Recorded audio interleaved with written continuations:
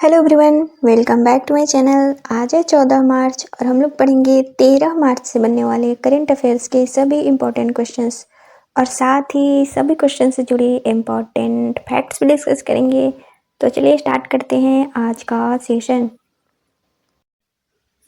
आज का पहला सवाल है, हाल ही में किस देश द्वारा भारतीय प्रधानमंत्री को अपने देश के सर्वोच्च नागरिक सम्मान से सम्मानित किया गया है? हाल ही में मॉरिशस द्वारा अपने देश के सर्वोच्च नागरिक सम्मान the grand commander of the order of the star and की ऑफ इंडियन ओशन से भारतीय प्रधानमंत्री को सम्मानित किया है। मॉरिशस का सर्वोच्च नागरिक सम्मान पाने वाले भारतीय प्रधानमंत्री पहले भारतीय हैं। किसी भी देश द्वारा भारतीय प्रधानमंत्री को दिया जाने वाला यह 21वां अंतर्राष्ट्रीय सम्मान है। अब मॉरिशस, तो ये हो जाएगा मॉरिशस का मैप। मॉरिशस की राजधानी है पोर्ट लुइस, यहाँ की करेंसी है मॉरिशस रुपया, यहाँ के वर्तमान प्रेसिडेंट हैं धर्म गोकुल और वर्तमान पीएम है नवीन चंद्र राम गुलाम। तो राइट आंसर हो जाएगा ऑप्शन ए मॉरिशस। अब भारतीय प्रधानमंत्री को अन्य देशों द्वारा जो सर्वोच्च नागरिक सम्मान दिए गए हैं उसे देखेंगे। डोमिनिका रिपब्लिक द्वारा अपने देश के सर्वोच्च नागरिक सम्मान डोमिनिका अवार्ड ऑफ ऑनर से, नाइजीरिया द्वारा अपने देश के सर्वोच्च नागरिक सम्मान grand commander of the order of the Niger से सम्मानित किया गया है। रूस द्वारा order of Saint Andrew the Apostle से, ग्रीस द्वारा grand cross of the order of honour से, फ्रांस द्वारा grand cross of the legion of honour से, मिस्र द्वारा ऑर्डर ऑफ द नाइल से, पापुआ न्यू गिनी द्वारा grand Companion of the order of Logohu से सम्मानित किया गया है। फिजी द्वारा Companion of the order of Fiji से, पलाऊ गणराज्य द्वारा Ebakl Order by the Republic of Palau से, और हाल ही में कुवैत द्वारा अपने देश के सर्वोच्च नागरिक सम्मान द ऑर्डर ऑफ मुबारक अल कबीर से सम्मानित किया गया है। हाल ही में भारतीय प्रधानमंत्री मॉरिशस के 57वें राष्ट्रीय दिवस समारोह में मुख्य अतिथि के तौर पर शामिल हुए हैं। तो इससे जुड़े इम्पोर्टेंट फैक्ट्स को देखते हैं। तो हाल ही में मॉरिशस के 57वें राष्ट्रीय दिवस समारोह जो कि 12 मार्च 2025 को था, में भारतीय प्रधानमंत्री मुख्य अतिथि के तौर पर शामिल हुए हैं, जहां पर उनका स्वागत प्रवासी भारतीय महिलाओं द्वारा गीत गवई से किया गया। अब गीत गवई क्या है? तो गीत गवई एक पारंपरिक भोजपुरी संगीत समूह है जो कि भारत के भोजपुरी क्षेत्र की महिलाओं द्वारा मॉरिशस लाई गई समृद्ध सांस्कृतिक विरासत का प्रतीक है। गीत गवई का विशेषकर विवाह में गहरा महत्व है, जहां इसकी शुरुआत देवताओं के आह्वान से होती है। दिसंबर साल 2016 में गीत गवई को यूनेस्को द्वारा मानवता की अमूर्त सांस्कृतिक विरासत की प्रतिनिधि सूची में शामिल किया गया था। वित्त वर्ष 2023-24 में सिंगापुर के बाद मॉरिशस भारत में प्रत्यक्ष विदेशी निवेश का दूसरा सबसे बड़ा स्रोत रहा है।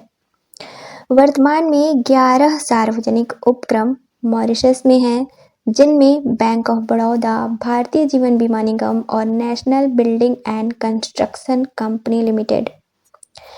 भारत से मॉरिशस भेजी जाने वाली प्रमुख वस्तुएं हैं फार्मास्यूटिकल्स, अनाज और कपास, जबकि मॉरिशस से भारत को मिलने वाले प्रमुख उत्पाद हैं चिकित्सा उपकरण, सुइयां, एल्यूमिनियम मिश्रित धातु, स्क्रैप पेपर और सूती शर्ट। अगला सवाल है, हाल ही में रामसर अवार्ड 2025 से किस भारतीय महिला को सम्मानित किया गया है? हाल ही में जयश्री वेंकटेशन को वेटलैंड वाइज यूज श्रेणी में प्रतिष्ठित रामसर अवार्ड से सम्मानित किया गया है। यह अवार्ड जीतने वाली जयश्री वेंकटेशन पहली भारतीय महिला बनी है। इन्हें दुनिया की महिला परिवर्तनकर्ता के रूप में 12 महिलाओं में शामिल किया गया है। अवार्ड की घोषणा रामसर सचिवालय ग्लैंड, स्विट्जरलैंड द्वारा की गई है। रामसर सम्मेलन एक अंतर्राष्ट्रीय संधि है जो विश्व की आर्द्र भूमियों की रक्षा के लिए कार्य करती है। इसका हेडक्वार्टर ग्लैंड, स्विट्जरलैंड में है।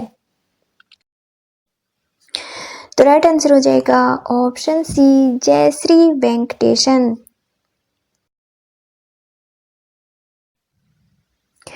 अगला सवाल है, हाल ही में शौर्य वेदनम महोत्सव का आयोजन कहाँ किया गया है? हाल ही में शौर्य वेदनम महोत्सव का आयोजन 7 और 8 मार्च 2025 को बिहार के पूर्वी चंपारण जिले के मोतिहारी में किया गया है। यह महोत्सव रक्षा मंत्रालय और पूर्वी चंपारण जिला प्रशासन के सहयोग से आयोजित किया गया। इसका उद्देश्य था भारतीय सशस्त्र बलों की सैन्य शक्ति का प्रदर्शन करना तथा युवाओं और आम नागरिकों को रक्षा बलों के प्रति जागरूक और प्रेरित करना।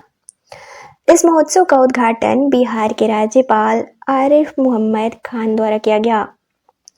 इस महोत्सव में मुख्य अतिथि के तौर पर राधा मोहन सिंह और लेफ्टिनेंट जनरल अनिंद्य सेन गुप्ता शामिल हुए थे।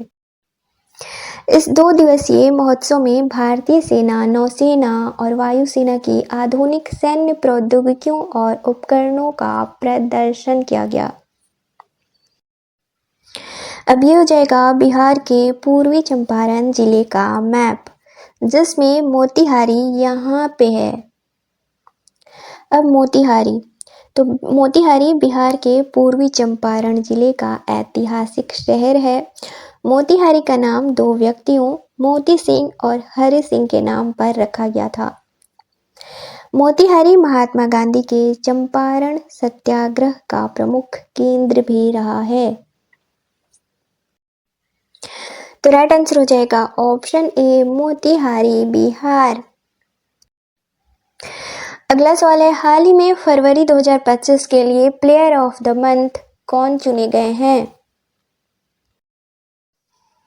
हाल ही में आईसीसी द्वारा प्लेयर ऑफ द मंथ फरवरी महीने के लिए घोषित किया गया है, जिसमें भारत के शुभमन गिल फरवरी 2025 के लिए पुरुष क्रिकेटर ऑफ द मंथ बने हैं, जबकि ऑस्ट्रेलिया की अलाना किंग महिला क्रिकेट में फरवरी 2025 के लिए प्लेयर ऑफ द मंथ चुनी गई हैं।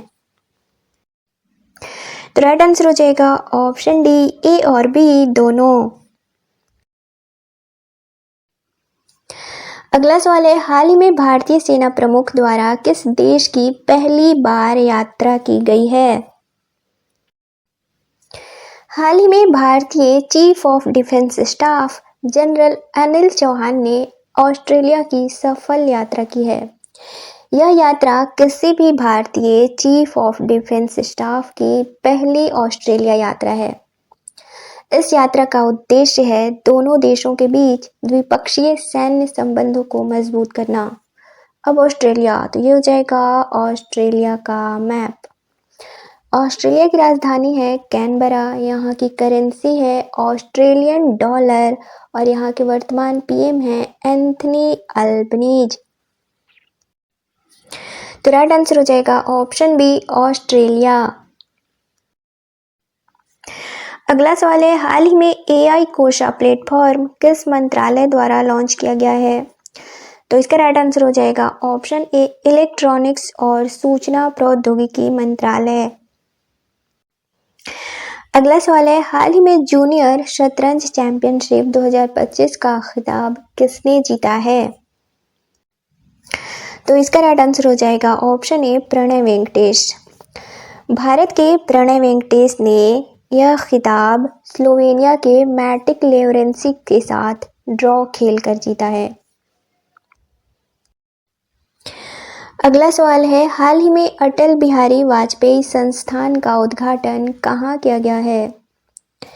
तो इसका राइट आंसर हो जाएगा ऑप्शन ए, मॉरिशस।